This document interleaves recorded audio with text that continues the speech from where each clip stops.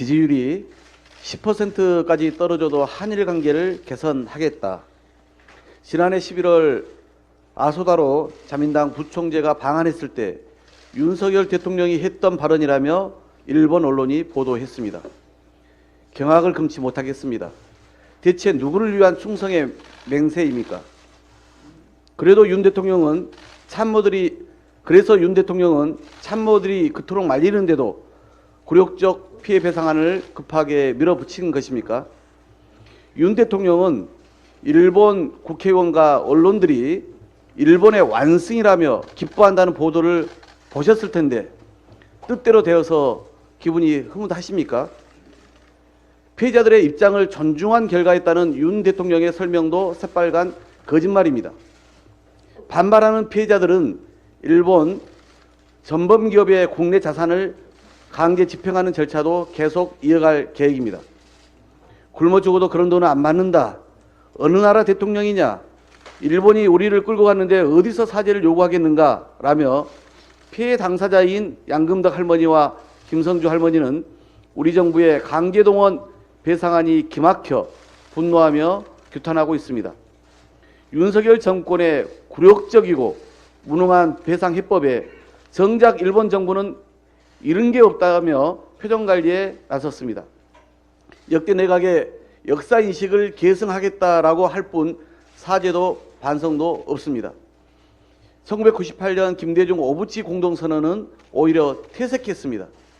기사 총리의 새로운 사과 없는 역대 내각의 입장 계승이란 말 속에는 2012년 이후 야스쿠니 신사 참배와 역사 왜곡 발언을 서슴없이 내뱉은 아베 2차 내각, 종군 위안부 호칭에서 종군을 삭제한 스가 요시히데 내각 등 우경화된 가기 결정도 포함된 것입니다. 이뿐 아니라 일본 기업의 변제 참여 방안에 대해서도 입장 없다고 밝혔고 수출관리 우대국 재지정 관련해서도 징용 문제와는 별개라고 말했습니다.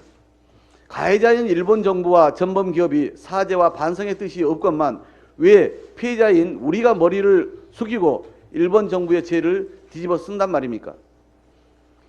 역사를 잊은 민족에게 미래는 없다고 했습니다. 1991년 일본 외무성 조약국장은 한국이 인해 개인 청구권은 소멸되지 않았다고 말한 바 있습니다. 독일은 2001년부터 7년 동안 강제징용 피해자 170만 명에게 정부와 기업이 기금을 마련해 배상한 바 있습니다. 가해자가 진정으로 사과하고 반성할 때 피해자가 용서할 수 있습니다. 그것이 미래로 가는 진정한 출발점입니다.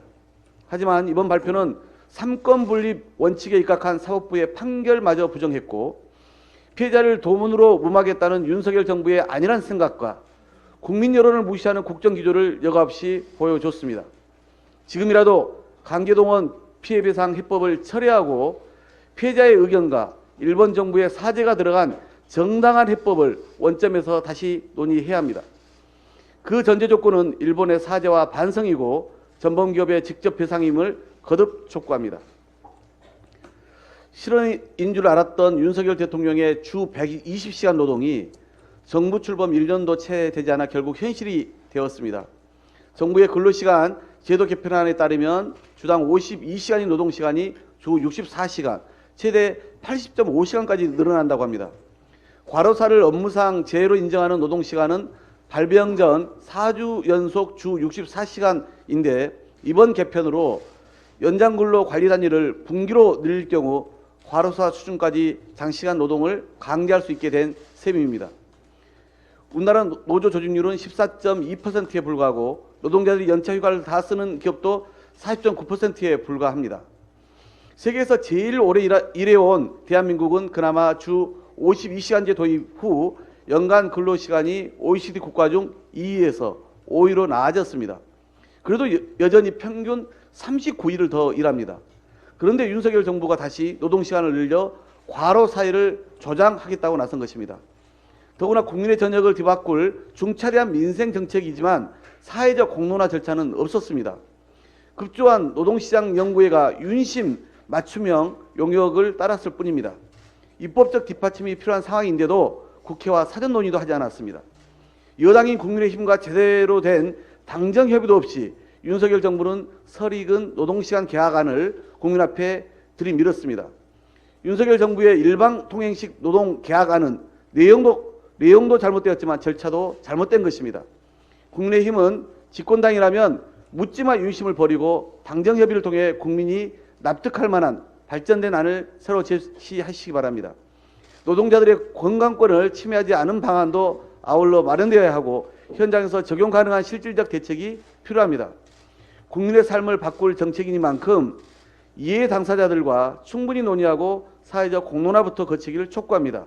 일방 통행과 독단으로 국민의 삶을 후퇴시키는 정책의 입법에는 민주당은 결코 동의할 수 없다는 말씀을 분명히 드립니다. 이상입니다.